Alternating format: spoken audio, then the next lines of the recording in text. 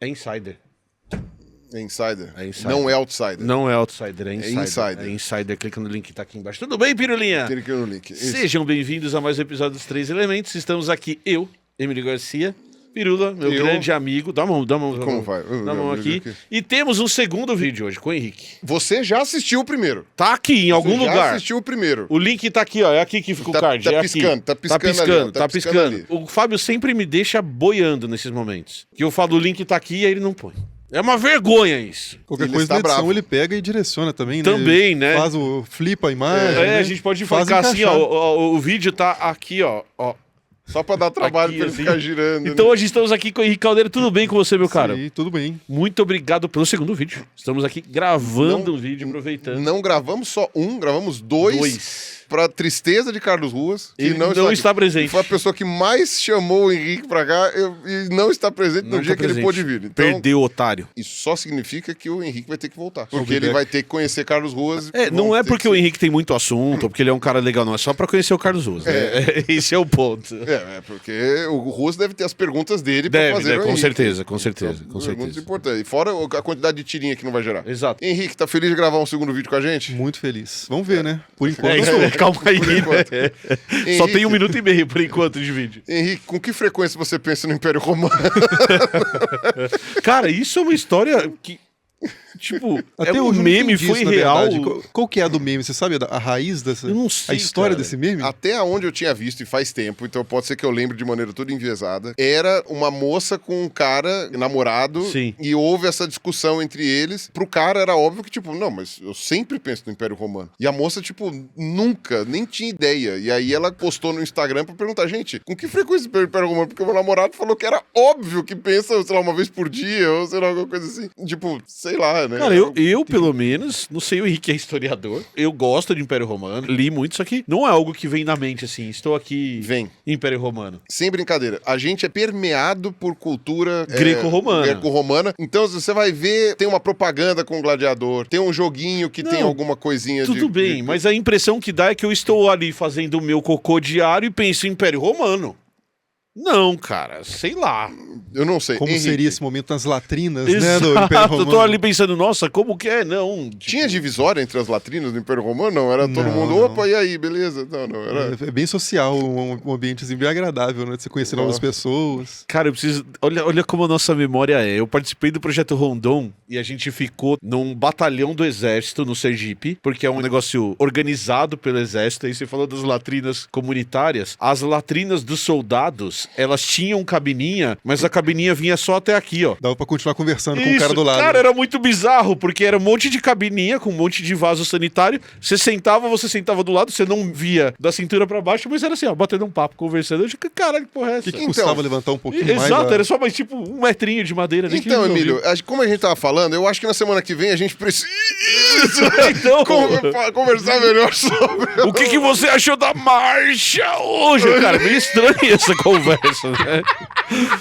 Ou a conversa assim, né? Porra, pintar aquele meio-fio hoje foi complicado. Também era uma também possibilidade. outras coisas, uma né? conversa. Mas não tem nada a ver com o Império Romano. Eu acredito Não, que a gente vai tirando- hoje. Ou tem, né? Tirando essa... Sempre- A gente chegou nisso das latrinas, né? Ó, é verdade. Quer dizer, você levou pras latrinas porque já tava pensando nisso. Então. Mas, ó, como o Império Romano permeia nossas vidas. Cara, uma fotinho do Coliseu que seja. Não, tudo A bem. gente acaba Eu vendo entendo coisa a de- influência, eu entendo a influência arquitetônica, mas a impressão que dá quando as pessoas falam é que vem à mente, você está lá e você lembra, Império Romano. E não que as influências do Império Romano chegam até nós, sabe? Sei lá, eu acho meio estranha essa história. Cara, Você sentado ali comendo arroz, feijão e pensando, Império Romano. eu comecei a prestar atenção e eu, de fato, sou um cara meio dodói. Eu fico pensando, Pensa muito eu no penso Império às vezes no Império Romano. Nossa, algumas precisou coisas. disso pra você saber que você é dodói? Cacete. Nossa, Emílio, eu gosto muito de você. Não sei se eu já falei isso hoje. Mas vamos ao tema de hoje. Você me disse que tinha uma pergunta pra gente começar o tema de hoje. Então bora lá. Começar. Apesar de que talvez tenha alguma coisa a ver com religião, dessa vez eu não vou puxar pro lado da religião. Não é focado nisso. Não é focado. Não vai começar aí. Não né? vai- Vai onde é que começar terminar? exatamente. Exato. Pode terminar em religião, provavelmente vai, mas no momento ainda não. recebi aqueles vídeos baixados do TikTok mostrando sobre uma construção na Índia que tinha sido feita numa rocha só. É um templo que provavelmente você já ouviu falar, eu não me lembro agora o nome do templo, mas é um templo super bonito, que ele teria sido construído usando só uma rocha. É do tamanho de uma montanha mesmo, o negócio é enorme. Depois, obviamente, que eu vi o vídeo, eu fui pesquisar sobre esse negócio, e de fato ele foi escavado de cima para baixo, né? Então ele foi sendo escavado, o arquiteto devia ser muito bom, né? Porque ele conseguiu fazer o desenho direitinho, porque você não pode errar, é uma pedra só, errou, não tinha cola, então não tinha como grudar de volta. E ele é todo entalhado, não sei o que. E eles falaram, obviamente, fizeram um primeiro recorte inicial e depois eles foram entalhando aos pouquinhos. Mas é impressionante. E depois ele é cavucado por dentro. E não é uma pedra que parece ter sido muito simples de quebrar. Mas é uma construção muito impressionante. No vídeo, dizia que era uma construção que tinha 6 mil anos de idade. Eu descobri que ela é de, sei lá, 1300. Então, definitivamente, né, ela tem 700 anos e não 6 mil anos. De 1300 depois de Cristo. Isso. Era uma coisa realmente muito mais recente, assim, bem anterior à chegada dos ingleses e tal, não sei o que, a colonização, mas ainda assim não era tão anterior assim, né? Era coisa de 700, 800 anos. Obviamente também não foi construído do dia pra noite, né? Apesar de que a construção aparentemente foi razoavelmente rápida, mas no vídeo que eu recebi no WhatsApp dizia que tinha 6 mil anos. E o vídeo terminava sem afirmar nada, mas levantando um questionamento: como eles tiveram esta tecnologia há 6 mil anos atrás? O vídeo que terminava assim... Tururu, Só faltou isso, né? A verdade que eles escondem e que um dia será revelada sobre como eles descobriram o jeito de fazer isso, essa tecnologia. Que até hoje a gente não sabe fazer igual. Até hoje não sabemos fazer igual. Esse discurso, eu acho que é uma das coisas mais antigas sobre, digamos assim, a popularização de história antiga nas redes sociais, pelo menos. E eu, como eu já falei, até quando eu era criança, tinha os livrinhos lá de Atlântida e não sei o quê, e quem construiu Atlântida e pipipopó. Sempre tinha esses negócios, né? E, obviamente,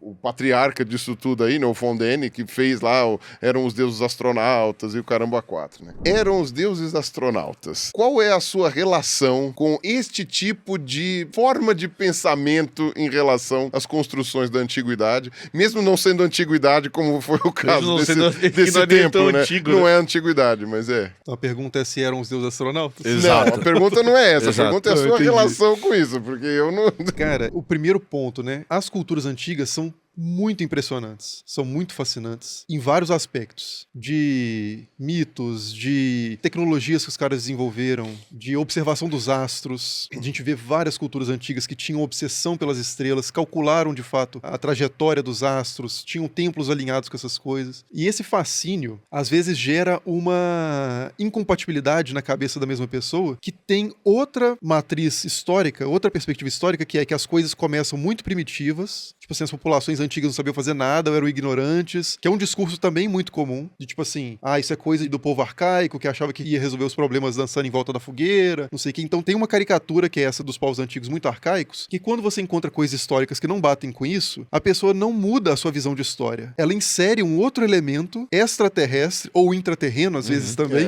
pra tentar dar conta desse conflito, desse atrito. Então, o Eram os Deuses Astronautas, pra mim, me parece o seguinte: a história antiga é muito misteriosa, porque ela é documentalmente precária.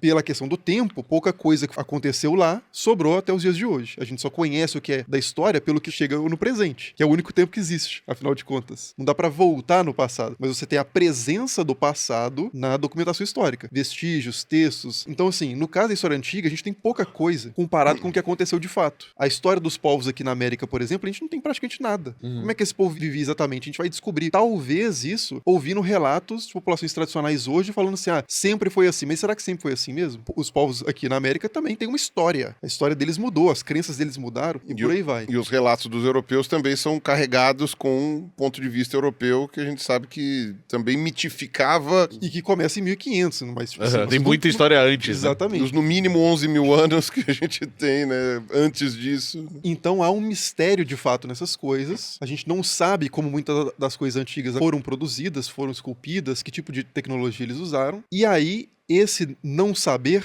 é muito convidativo para o inventar, porque a dúvida, muitas vezes, ela é perturbadora. Se você não sabe alguma coisa, você inventa algo para achar que tem certeza sobre o assunto, você fica mais aliviado. Se vem alguém te oferecendo a certeza, tem muito mais apelo do que alguém te oferece a dúvida, né, geralmente. Então eu acho que no caso aí desses eram os deuses astronautas, alienígenas do passado, são pessoas que têm essas duas posturas, como eu disse, né? Primeiro, veem culturas antigas que são fascinantes, mas têm uma visão estereotipada da história de que os humanos antigos eram primitivos demais para terem feito aquilo, e aí se adiciona um elemento totalmente arbitrário, sem evidência, sem corroboração arqueológica, histórica nenhuma, a partir de discurso sobre os deuses, por exemplo. Então, já que os deuses estavam no céu, será que esses deuses no céu não são seres que estão fazendo viagens espaciais? E aí cria-se toda essa espécie de metanarrativa, né, de uma forma de ver as coisas que vai explicar tudo, mas ao mesmo tempo sem base histórica arqueológica séria nenhuma, né? Séria que eu digo assim, que seja corroborada academicamente. Essas pessoas, eu acredito que elas têm, muitas delas, uma boa vontade no que fazem, assim. Mas não é um tipo de discurso que você vai encontrar em nenhum local acadêmico do planeta Terra. Então, tipo assim, não é maioria na China, nem no Brasil, nem nos Estados Unidos, nem na Itália, e eu acho que é por alguma razão, né? Porque realmente a base arqueológica histórica de um von Däniken, por exemplo, que trabalhava com hotelaria... Ele era né? garçom, não era? Não era um acadêmico. Não. E tudo que ele fala sobre escrita cuneiforme, sobre sumérios, etc., nenhum especialista nesses assuntos hoje concorda com o que o cara fala. Então, assim, não é uma visão acadêmica, científica, apesar de se apresentar dessa forma. E eu acho que tem esse grande defeito, que é, diante da materialidade da história antiga, em vez de falar assim, pô, os humanos antigos eram mais impressionantes do que a gente imaginava pelo nosso estereótipo europeu do século XIX, de que as populações antigas eram primitivas e hoje aqui a gente tá bem, em vez de você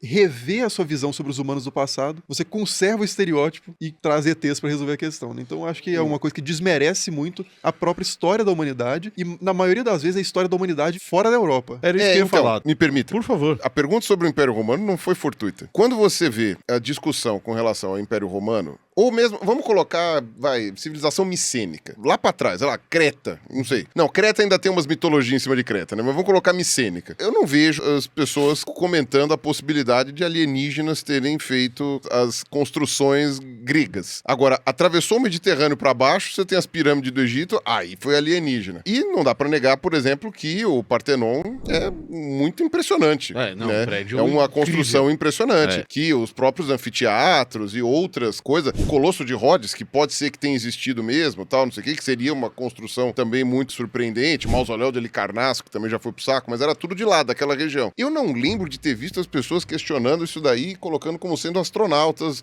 ou alienígenas. O Coliseu é uma coisa incrível, aqueles aquedutos que os romanos faziam. Todas essas coisas eram muito impressionantes, muito surpreendentes, e elas são mais antigas do que as estátuas da Ilha de Páscoa. Elas são muito mais antigas do que as pirâmides dos maias, né, do que Chichen Itza e todas aquelas coisas lá. O Coliseu é mais antigo do que isso. E as pirâmides de Chichen Itza, né, Pumapunco lá na Bolívia, os cabeção da Ilha de Páscoa, esses foram os alienígenas. Os romanos não.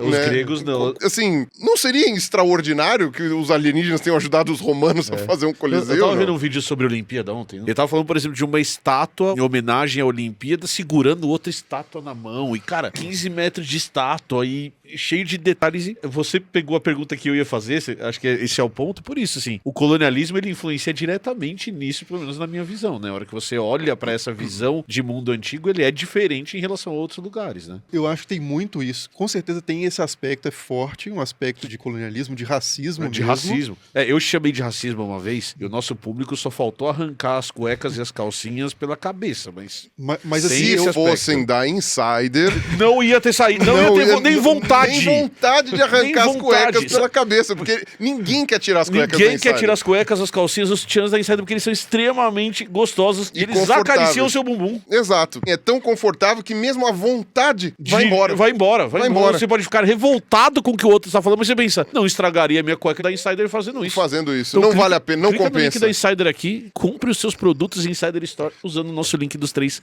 elementos. Mas, vai lá. Fortes sugestões pro underwear. Fortes Boa, sugestões pro underwear. E por favor. favor. Então, com certeza tem esse elemento. Tá. Eu acho que ele não resolve a questão. Por quê? Perfeito. Tem contra-exemplos. O Stonehenge O Pirula sempre atrás do falei Stonehenge. de Stonehenge. é geralmente atribuído aos ETs. Mas é um povo bárbaro também. Aí é que tá. É um povo que a gente tem pouca documentação também. Também. Então, no caso dos gregos, a gente tem muita documentação, é o que eu tô falando. Às vezes a gente tem uma ideia pré-concebida que é falsa, de que se a gente sabe sobre aquele povo, então esse povo era bom mesmo. Tá. Quem não deixou vestígio pro presente, documentação escrita principalmente, tem uma certa obsessão pela escrita, como se a oralidade não pudesse também produzir e perpetuar a cultura, mas quem não deixou documentos escritos, jamais poderia fazer uma pirâmide, por exemplo. No caso da pirâmide tinha escrita. É isso que eu ia falar, Mas né? no caso, assim... Ninguém sabia ler. No caso de Stonehenge, a gente não sabe quem fez aquilo. Não tem nenhum povo, assim, que a gente possa dizer que foram esses caras. Então a gente sabe tão pouco sobre aquilo que na nossa cabeça vai ser um povo que não sabia fazer nada, não poderia fazer nada. Mas a partir de quê? A partir do silêncio. Um argumento a partir do silêncio. É uma cultura primitiva, já que eles não deixaram a documentação escrita. E aí, consequentemente, é o alienígena. No caso aqui das Américas, isso vai se aplicar muito também. A gente tem pouca documentação escrita de populações americanas antes dos europeus, né? A gente tem no Egito a gente tem escrita, mas é uma escrita que na maior parte da história foi desconhecida. Às vezes até interpretado como desenhos mesmo, que não era uma escrita Como propriamente. grafite, vamos dizer assim, Como né? se fosse decorativo. arte, né? É. Isso. Então, assim, a partir desse não saber, a gente não sabe como é que era o povo, a gente pressupõe que ele é burro, incapaz. E certamente não era o caso desses povos. E quando a gente pensa no caso do Egito, por exemplo, que hoje o pessoal pensa, um egípcio, um cara, sei lá no norte da África, ia conseguir fazer pirâmides desse jeito, assim, né? Os gregos e os romanos, quando conviviam com os egípcios, achavam os egípcios o pináculo da civilização. Era o povo exemplo. Quando você queria falar que um filósofo grego era bom, você falava que ele foi educado no Egito. Quando você queria falar que uma doutrina filosófica era forte, você falava, ele aprendeu isso no Egito, nas escolas no Egito. Mesmo na Bíblia, né? O José lá, que tinha tido a sua cultura toda, não sei o quê, porque era amigo do faraó lá. O Egito era uma potência, assim, incomparável a essas civilizações. A Grécia e Roma, que hoje a gente tem como, sei lá, o centro da civilização, o berço da civilização, nos tempos em que existia Grécia e Roma e Egito, bom, o Egito, pelo menos, antes de ser dominado por Roma, posteriormente, né?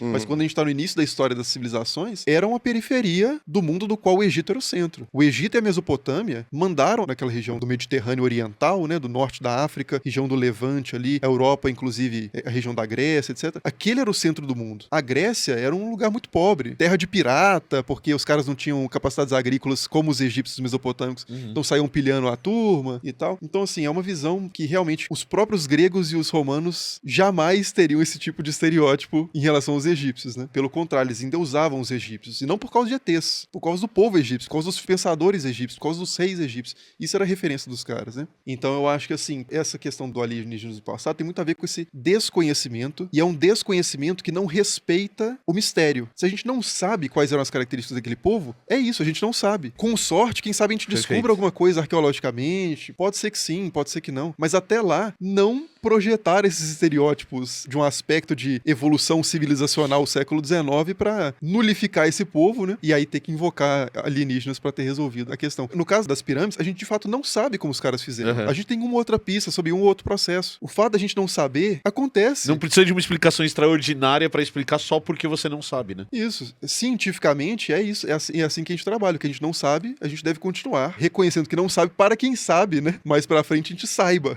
E uma Mas resposta lá, né? não sei é uma resposta boa também, né? Isso. Se você não sabe realmente, é uma resposta boa. Tem outro aspecto que eu tirei agora do que você explicou, que é essa noção que a gente combate em evolução, muitas vezes, de linearidade de construção de civilização, que às vezes a gente aprende no colégio, inclusive, né? Então você parte do princípio de que... Um evolucionismo social. Isso, né? um evolucionismo social, que esse evento ligou esse, que liga esse, que liga esse, que liga esse, que chega na gente até agora. E a gente esquece que civilizações, elas cresceram e diminuíram e desapareceram, impérios cresceram, e aí que parte do conhecimento se perdia e depois era redescoberto. E acho que talvez seja uma falha, não sou estudioso do ensino de história também disso, né? Dá a impressão de que a gente tem uma cadeia planejadinha de eventos na história que na verdade não existem, né? Essa questão da linha evolutiva social, né, é um problemaço, assim. É uma coisa a ser superada. Quem tá assistindo esse programa que tem essa ideia, eu acho que é a primeira fronteira que deve ser cruzada para realmente a cabeça abrir pra história. Porque, além de ser um negócio perigoso de você pensar assim, bom, já que a linha é essa, os povos que são mais parecidos, sei lá, com os europeus antigos, eles, quando tiverem as condições, eles vão se tornar o que os europeus são hoje. Como se existisse um caminho civilizacional único. E não, cada povo, no seu território, com o seu projeto de vida, os seus valores, o que eles consideram útil a ser cultivado, etc., vão fazer uma civilização que é diferente. Então, assim, você pega uma civilização que não construiu pirâmides e vai falar assim, pô, esses caras não foram tão bons, porque eles não fizeram pirâmides. Eles não queriam, às vezes não queriam fazer pirâmides. Seria inútil pra eles, seria... Às vezes o que era principal pros caras era alguma coisa que era imaterial. Sei lá, vamos pensar num povo aqui nas Américas de 5.000 anos atrás, que a principal coisa pra eles era algum tipo de performance artística. Então, sei lá, imitar um tipo de voz, fazer uma dança de uma forma X. Isso não vai sobrar, documentalmente falando. A gente nunca vai saber sobre isso. Mas era o que os caras mais valorizavam. Então, assim, não fizeram pirâmides. Quem fez pirâmides foi quem quis fazer pirâmides e teve condições pra fazer. Teve povos que fizeram pirâmides menores, queriam fazer pirâmides. Que é basicamente um jeito arquitetonicamente lógico de empilhar coisas, né? Se não é uma pirâmide cai e quebra, né? Então... deixar o de cima menorzinho do que o de baixo, né? É mais estável, né? E aí tem gente que fala assim, mas se humanos conseguem fazer pirâmides, por que a gente não faz? Não faz porque qual que é o sentido de fazer uma pirâmide hoje? Porque não precisa. Se existisse, sei lá, vamos supor, a China e os Estados Unidos numa corrida piramidal, né? Quem faz a pirâmide mais alta? Quem fizer a pirâmide mais alta vai ser considerado a maior potência de todas. Cara, num estalo, os caras iam fazer pirâmides igual do Egito. Maiores. Hoje em dia, maiores. Hoje em dia... A complexidade arquitetônica de você fazer um prédio desses de Dubai, etc., é muito maior. incalculável, cara, com você fazer uma pirâmide como os egípcios fizeram. Sim. Porque, de fato, tecnologicamente, a gente vai acumulando também saberes ao longo do tempo. Então, claro que hoje a gente se beneficia da cultura egípcia, da cultura grega, da cultura romana antiga, né? A gente tem muita coisa que a gente conseguiu preservar dessas culturas, conseguiu aprender com esse povo, a gente, de certa forma, resulta desse povo em alguma medida, né? E vários outros. Então, a gente tem esse benefício de um longo acúmulo de tecnologia. Sim. Então, assim, também eu não tô querendo dizer que, tipo assim, tecnologia todo mundo sempre teve a mesma tecnologia. Claro que não. Hoje a gente tem uma medicina que certamente nenhum povo antigo teve. Tinha uma medicina com essa eficiência. Sim. Ainda que, claro, os propósitos da medicina possam ser outros, as filosofias médicas possam ser outras. Mas hoje a eficácia tecnológica é incomparável com qualquer coisa antiga. A questão é que os propósitos, os projetos, os valores de hoje são outros, então a gente faz coisas diferentes, né? Então essa linearidade, se o cara é bom, ele fez pirâmide, se não faz pirâmide mais, ele é ruim. Não é. Isso não faz o menor sentido. Parou de fazer pirâmide. E olha lá. O Império ruiu porque parou de fazer pirâmide. Parou. E a gente fala no nosso vídeo da Muralha de Adriano, por exemplo, em outros vídeos, como a retirada, por exemplo, do Império Romano fez com que algumas tecnologias desaparecessem da Inglaterra, da ilha, na verdade, que não era Inglaterra ainda, né? Então, a gente tava comentando assim, por que não existe mais a Muralha de Adriano? É porque as pessoas olhavam a pedra cortada daquele jeito que os romanos cortavam, não sabia muito como cortar, desmontava a muralha para fazer suas casas, né?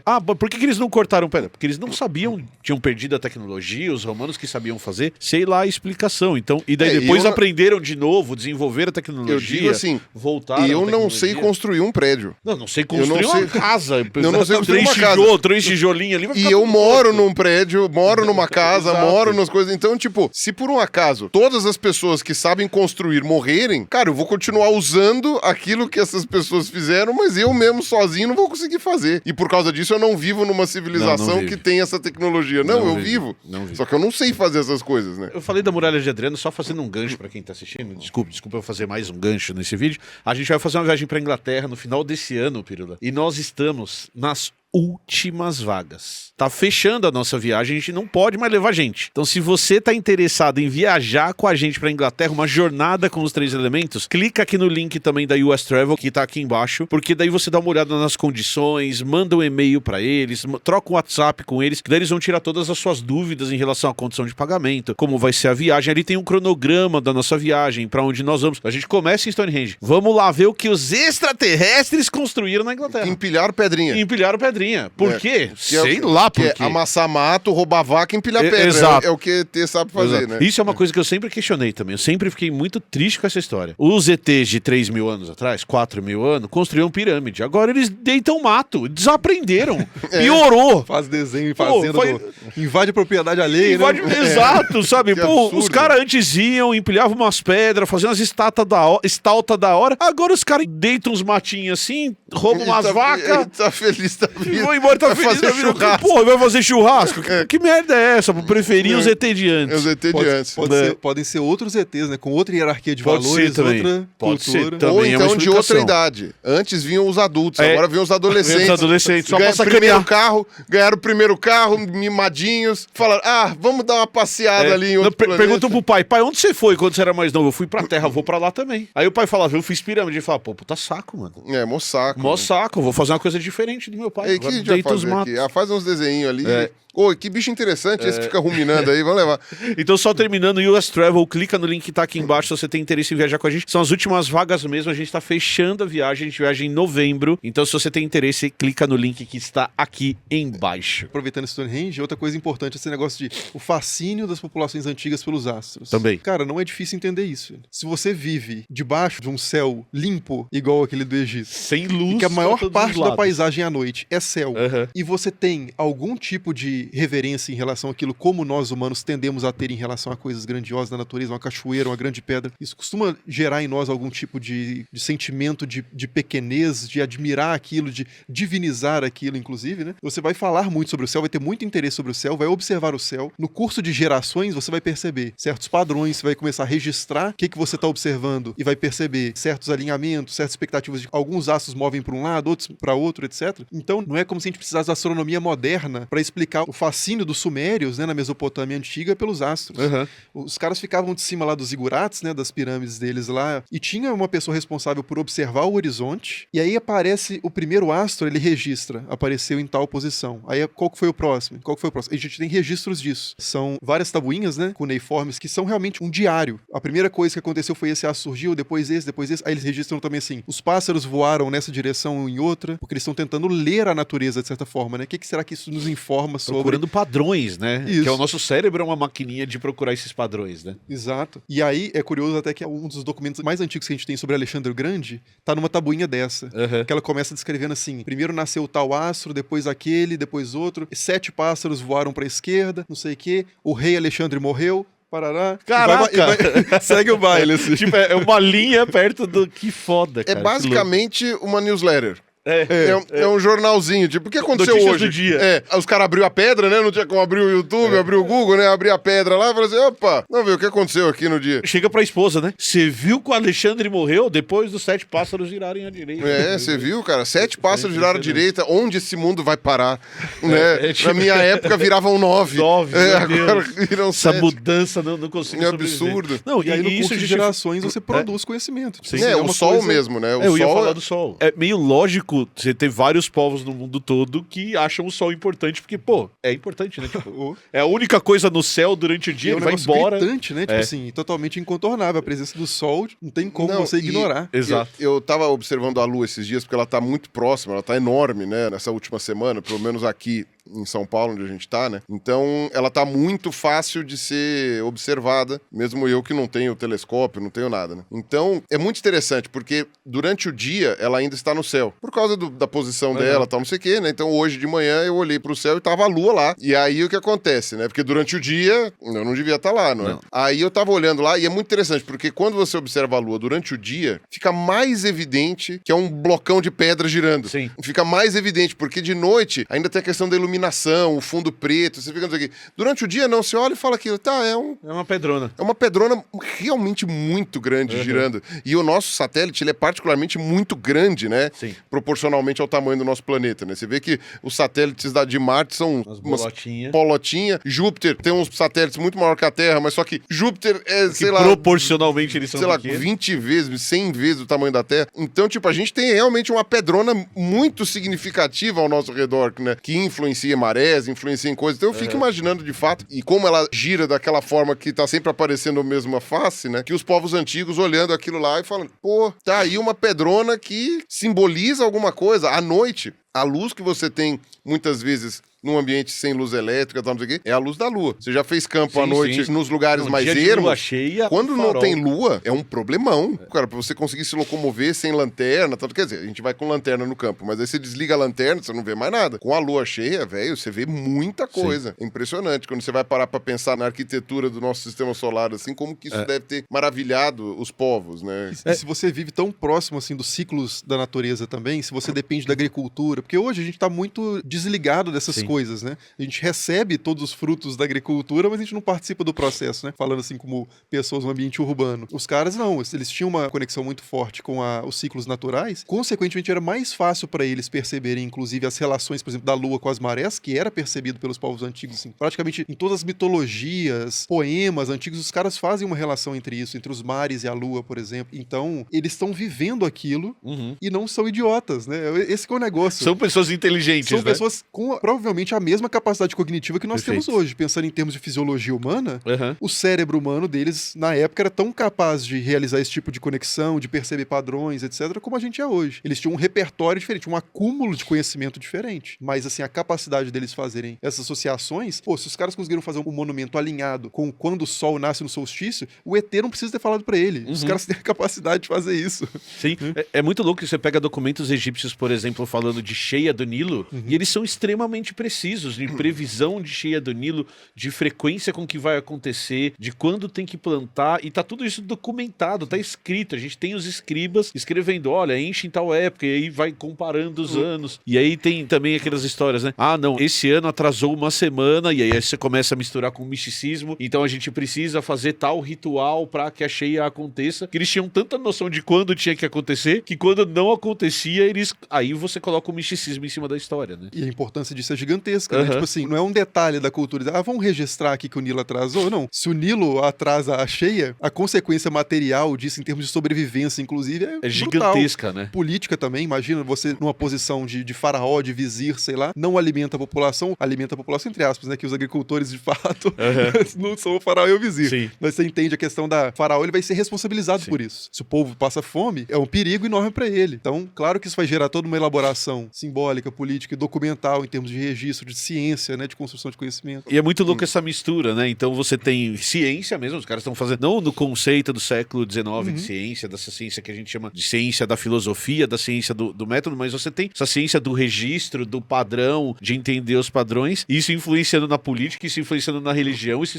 influenciando nos mitos, isso influenciando em tudo pra construção daquela sociedade, né? E uma coisa interessante, uma vez eu me peguei pra ler sobre esses anéis astronômicos, tipo Stonehenge, né, que o pessoal fazia no passado. O mais antigo que eu achei é no Sudão, que eu tinha, sei lá, também 6.000 e tralalá de anos lá, não sei o quê, que ele é pequeno, ele não é grande, acho que ele cabe nessa sala, mas também, são pedrinhas ao redor, em círculo, que mediam que época do ano que tava, e tal, não sei o quê, que você falava, caramba. Aí tem uma, muito mais recente, mas ainda assim bastante antiga, no Amapá, que também são umas pedras dispostas em círculo, não sei o quê. Quer dizer, você vê que os caras chegavam numa conclusão muito parecida, né, de como a sombra que faz no chão indica que agora é a hora de fazer isso aqui, porque na próxima vai ter. E o legal é, o Sudão, Stonehenge, a China, tudo isso aí tá tudo no hemisfério norte. Sim. Esse do Amapá, que tá em cima do Equador, na verdade, né, é meio que diferentão, porque ele tem a lógica... outro céu, né? Exato, É outra outro lógica. céu, é outra lógica, é uma coisa bem louca, né? Os maias, né, que também tinham essa precisão muito grande, né? Eu acho isso daí uma coisa muito interessante. Eu acho que corroborando um pouco o que você falou também, eu não lembro de ter visto pessoas comentando, pode ser que seja meu viés, comentando que as construções chinesas foram feitas por astronautas.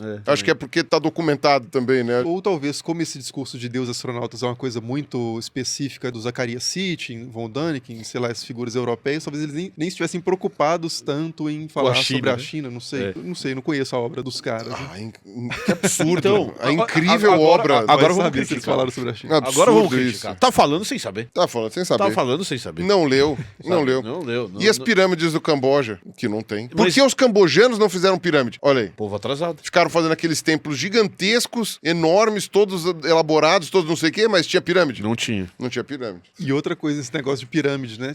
Nem tudo que é piramidal é exatamente a mesma estrutura. Então, assim, às vezes o pessoal fica assim, não, mas por que tanta gente fez pirâmide, né? Deve ser uma espécie de designer comum que ensinou a populações de diferentes locais do planeta a fazerem isso. Mas cada pirâmide é uma coisa diferente. As pirâmides egípcias são monumentos fúnebres, elas começam com pirâmides pequenas, Sim. inclusive. As 3 pirâmides mais famosas, né, de Gizé, ou Giza, são excepcionais. A maioria maioria das pirâmides eram Bem pequenas, tanto é que certamente a maioria delas não sobreviveu ao tempo. Seriam monumentos muito menores, muito mais fáceis de serem destruídos, né? Então eles começam como monumentos funerários. Os zigurates, por exemplo, na Mesopotâmia, que tem um formato piramidal, eles são uma base muito alta não, né? Mas uma base para permitir que você coloque algo importante lá no alto, Tá. que no caso é um templo. É a estrutura do zigurate mesmo importante, não é a escadona É só que o leva a topinho. telha, é o topinho. Com um objetivo completamente diferente. Era um Totalmente objetivo diferente. de tempo, de olhar o espaço. É um e tudo lugar mais. frequentado, né? Os Sim. caras subiam nos zigurates. As pirâmides do Egito, ninguém subia no topo das pirâmides, né? Talvez dentro da estrutura alguma delas possa ter algum tipo de túneis e tal, mas não é o negócio principal das pirâmides, né? E nas Américas também, a ideia é mais ou menos parecida. É um templo e os caras querem colocar ele muito alto. Você não vai botar um poste embaixo desse templo, né? Não é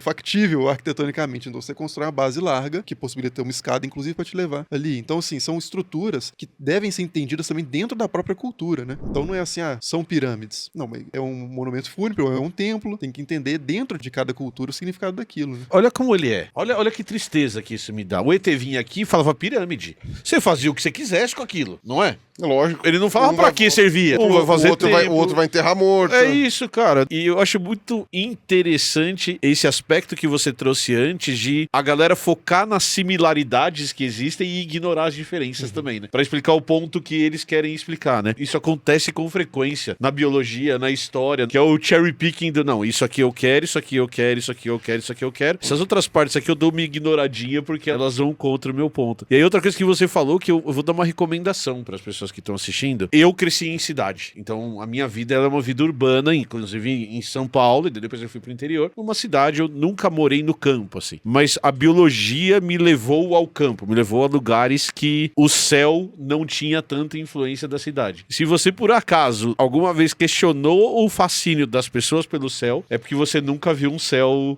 de verdade, um céu fora da cidade. Não, a Via Láctea é um troço assim... Não, é absurdo. Eu ia falar da Eu nunca consegui ver ela direito. É mesmo? Nunca. Assim, mesmo nos lugares com o céu mais limpo, ela não tava muito visível, uma coisa assim, mas é literalmente um rasgo no meio do céu, né? É uma coisa assustadora. E aí, a hora que você vê a primeira vez, você olha pra aquilo e fala assim, tá bom, eu entendo porque povos antigos olharam pra isso e tentaram dar um significado pra esse negócio, porque não tem como não perceber aquilo que tá acontecendo, né? E também o interesse de ficar medindo as estrelinhas Isso, e saber também, da onde isso. elas estavam, a distância entre elas. Ah, não, pera lá, mas quando passa 40 dias, elas Volta, mudam de lugar, mudam de elas lugar, fazem sim. não sei o quê. E realmente não tem o pessoal que tem hiperfoco. O pessoal tem hiperfoco em várias coisas. Cara, era muito fácil ter hiperfoco no céu. Sim. Primeiro porque você tinha menos assunto pra dividir a cabeça, né? Tipo, vai hiperfoco em outras coisas. Mas, cara, no céu é muito fácil você ter um hiperfoco. E é gostoso, né? Ficar vendo o céu, né? Haja visto o interesse de tanta gente por astronomia aí hoje em dia, né? Então os deuses não eram astronautas, infelizmente. Olha, a chance é baixa, viu? A probabilidade é pequena. Uma outra coisa que eu sei que você é muito interessado, que você deu uma pequena pincelada lá no Vilela e tal, e eu acho que é uma coisa que é legal da gente comentar também, agora nesse finzinho aí Sim. de conversa. História da ciência. História da ciência é a ciência fazendo a história ao estudar história, ao estudar outras coisas, né? Então, a história da história, né? Que é uma coisa muito interessante, né? Como que os historiadores faziam história antes e como foram os primeiros a chegar e não sei o quê, sei lá, Pedra de Roseta e todos esses negócios. Isso é uma coisa muito interessante, né? De fazer essa questão da história, né? Eu acho muito interessante ler sobre a história da paleontologia, né? Não só porque é a ciência que eu estudo, mas porque é muito louco ver a maneira como foi construído o conhecimento da área, né? Que eu trabalho. E você pesquisou história do criacionismo.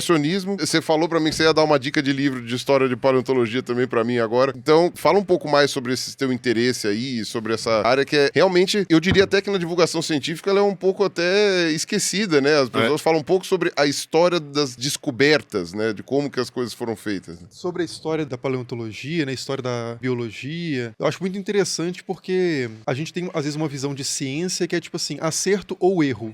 E como se os critérios para definir o que é acerto ou erro sempre tivessem sido os mesmos. E esse é o primeiro complicador, é que você vê gente fazendo experimento há, sei lá, 2 séculos e chegando a conclusões que hoje a gente discorda dessas conclusões, mas com uma validação empírica. Só que eles tinham hipóteses pressupostas que eles nem reconheciam exatamente, certas premissas não percebidas, a premissa estava errada. Entende o que eu quero dizer? Sim. Então, por exemplo, tem um caso interessante que é o de Copérnico. Copérnico fala sobre o Sol no centro do sistema e você teria, para isso fazer sentido astronomicamente, empiricamente, matematicamente, teoricamente, o universo teria que ser muito grande. Uhum. E aí ele calcula a distância entre os astros e tal. E aí chega um momento que as pessoas vão fazer um teste com um telescópio, porque certo fenômeno deveria ser observado, que é a questão de paralaxe e tal. E aí eles vão fazer um teste para validar ou não, corroborar empiricamente ou não, isso já é século XVIII ou XIX, corroborar a ideia de Copérnico sobre o sistema heliocêntrico. E aí eles chegam à conclusão de que o fenômeno não é observado. Eles não observam aquilo que era previsto por Copérnico. Só que, beleza, isso fica meio assim em banho-maria. Isso não gera nenhuma conclusão nem para um lado nem para o outro necessariamente. Qual que é o problema desse experimento? É que eles tinham um pressuposto que era falso, de que o telescópio deles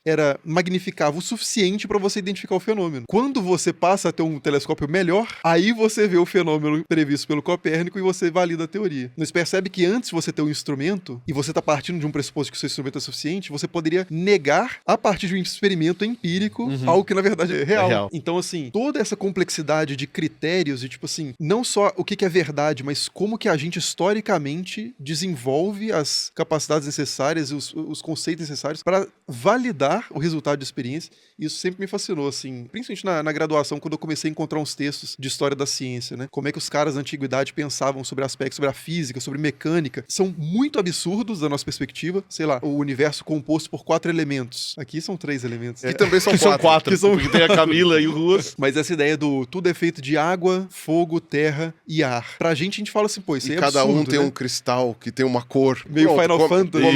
Isso, aí já continua. Aí você fala assim, não, esses caras eram burros demais, né? Tipo, Aristóteles era só dava bola Só fora. dá a bola fora. Falei uma vez isso daí, nossa senhora, o pessoal ficou maluco. Mas aí você volta na argumentação de Aristóteles no contexto e entende de quais premissas ele partia, o que ele queria dizer exatamente com água, fogo, etc. Você vê que é um sistema muito inteligente. Ele não tava tão errado assim, né? E aí você começa a pensar assim, foi meio que esse o que me levou muito pra história da ciência. Eu comecei a pensar assim, pô, os caras que falavam coisas que não casam mais com o que a gente acredita hoje, eram brilhantes também. E as ideias eram realmente muito complexas. Eu quero entender melhor, ter uma visão mais generosa pra poder de fato aprender com os caras. Alienígenas. Foi isso. Voltamos. Voltamos, ensinaram Aristóteles sobre os elementos, ó, tá vendo? Mas a Camila tem um episódio lá do podcast dela, o Biologia em Meia Hora, que ela fala sobre diabetes do tipo 1. E ela vai começar a contar a história do diabetes. A primeira, eu não lembro agora se é na China ou no Egito, mas é há 3.500 anos. E aí você vai vendo a hipótese crescendo, ele chegando cada vez mais perto da resposta. E aí dá a impressão de que isso aconteceu no século XIX ou do século XX. Mas você vê esses caras do século XIX e do século XX lendo os textos que foram construídos e foram errando há 3.000 anos para chegar até você ter uma descoberta real. E o episódio inteiro em meia hora é contando essa história para explicar que é diabetes. E, cara, é muito legal essa abordagem de como as coisas são descobertas, né? Não, é fascinante. Vou ver depois esse episódio, inclusive. E outra coisa, que não é sempre um processo linear também. Né? Sim. Tem, em alguns casos, por exemplo, você pega o heliocentrismo grego. Os gregos já falavam de o Sol no centro do sistema. Só que, empiricamente, era um modelo pior do que o geocêntrico. Ele explicava pior matematicamente e empiricamente a observação dos astros, ele fazia menos sentido, ele se aplicava menos. Porque era um modelo muito menos adequado à realidade. Aí você passa por um geocentrismo, quer dizer, o heliocentrismo nunca foi um modelo assim hegemônico, né? Mas de qualquer forma, o geocentrismo começa a se desenvolver, vai sofisticando, etc, até dar no heliocentrismo atual, que é diferente do heliocentrismo antigo. Aí parece assim, simplesmente recuperaram aquilo que os caras já estavam falando há muito tempo. Não. Eles estavam errados. Eles estavam errados. Eles tiveram até um feeling que se provou correto, mas foi coincidência. É igual os atomistas, por exemplo, né? Os atomistas gregos, eles não tinham absolutamente nenhuma evidência de que os corpos fossem de fato compostos por elementos infinitesimais, praticamente, né? Que são os átomos no conceito grego. Aí quando a gente vem para um novo modelo atomista, fala assim, pô, olha, os caras estavam certos de Grécia Antiga. Não. Não, a coisa realmente, esse tempo todo foi se desenvolvendo, muita coisa teve que ser pensada, analisada, revista pra gente chegar no atomismo moderno, né? Então eu acho que esse processo do conhecer, ele é muito interessante, assim, às vezes até mais do que os resultados. E quanto mais estranha a ideia, mais interessante ainda. Porque, tipo assim, é fácil você falar assim, os gregos acreditavam no Sol no centro do universo. Claro, a gente sabe que é assim, tá? A gente sabe agora, né? Mas se o cara dá uma ideia totalmente maluca pro nosso padrão, uma ideia que não é familiar a nós, mas que é estranha, é muito interessante você ir atrás de como que ele argumenta. Porque aí você vê os méritos da argumentação, já que você precisa ser convencido, né? Se você não está convencido, você precisa ser convencido. Então eu me interessei muito por história da ciência ciência, sim. E a história da paleontologia ela é muito interessante, porque você vai ver os chamados pais da paleontologia moderna, sei lá, um Steno, uns caras desse tipo da geologia em geral, né? Sim. O Lyell mesmo. Ou o Cuvier. O Cuvier, ele usava a Bíblia como uma espécie de repositório de fatos. Não que ele fosse fundamentalista, de que ele achasse que a Bíblia era verdade sobre tudo. Mas ele fala assim, bom, esse povo que escreveu a Bíblia, um povo antigo, deve ter observado certas coisas, então eles falaram de dilúvio, então deve ter tido um dilúvio mesmo, tem outros povos que falam de dilúvio também, então isso deve ter algum mérito geológico, e chega até um extrato geológico que é o diluvium. Tem o aluvium, tem o diluvium, que depois vai dropar, né? Da nomenclatura. Da nomenclatura, não vai ter mais diluvium. Mas os caras estão trabalhando com coisas que você olha e fala assim, pô, isso é muito estranho. O cara é cientista ou ele é religioso? Ainda não tem muito essa distinção. A resposta para essa pergunta é sim, né? Ele é cientista ou ele é religioso? Sim. Sim. É isso. Inclusive, quando há a necessidade de separar a religião da pesquisa científica, porque no começo não tinha essa necessidade. Foi quando a coisa começou a dar respostas muito divergentes que começou, tipo, tá, ok, então acho que Começa a gerar conflito, né? a gente vai começar a separar aqui, mas foi uma coisa gradual, né? Totalmente, é. Pirulinha, temos 1 hora de gravação. O Henrique, E precisa, eu com isso? o Henrique precisa partir. Uma vergonha. Aí eu preciso dizer 2 coisas. Primeiro, o Henrique está convidado para voltar quando ele quiser, porque o papo é sempre excelente. Quem sabe com o Carlos Ruas presente. Não, calma. Ainda A não? segunda coisa, foca em nós dois aqui, ó. Chupa, Carlos Ruas. Não está Chupa, presente. Carlos Ruas. Perdeu. Otário. Resolveu faltar. Resolveu faltar. Perdeu. Perdeu o convidado que nós queríamos também, mas ele que falava assim. Ele que tava perdeu. sempre falando. Traz o Henrique, trouxemos, você perdeu. Perdeu. Perdeu. Mas, cara, o papo foi excelente. Excelente. Temos um programa bom? Encerramos o assunto, não? Óbvio que... Não, mas encerramos. Esse rapaz aqui é um gerador de briga. Gerador de briga. De brigas na internet. Olha só. Temos muita coisa pra falar ainda. Mas ele é tão educado. Eu acho que é esse sotaque mineiro. Ah, é o sotaque esse mineiro. jeitinho de falar. É o sotaque Acho que mineiro. o segredo da comunicação é esse. Total, assim. Da outra vez que ele veio, ele me deu um queijo. Muito bom, por sinal. Sabe por que ele não me deu um queijo? Carecofobia. Já disse isso aqui. Carecofobia. Henrique, a câmera é sua, dê os seus recados, onde a galera pode te achar. Valeu demais por estar aqui conosco, fica à vontade. Valeu. O canal no YouTube é Estranha História. Nas redes, Instagram e TikTok também, @Estranha História. E me achar aí pelas ruas também de Belo Horizonte, às vezes de São Paulo, né? Mas acho que os canais mais adequados são esses aí que eu acabei de passar.